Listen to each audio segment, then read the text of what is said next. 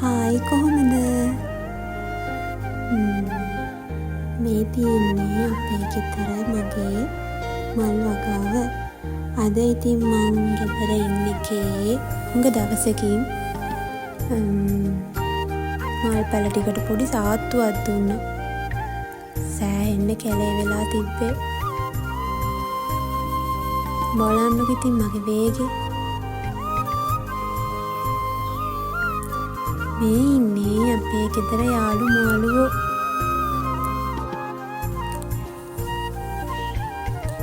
එයාලා විතරක් නෙවෙයි අපේ ගෙදර තව ඉන්නවා. මෙන්න මේකෙත් ඉන්නවා මාළුවෝ. පේන්නේ නෑ ඉතින්.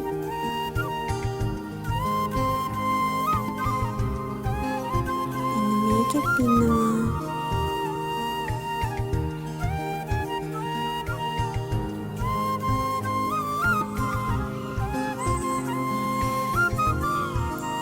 මේ තියෙන අපේ සුන්දර ගම්මාන.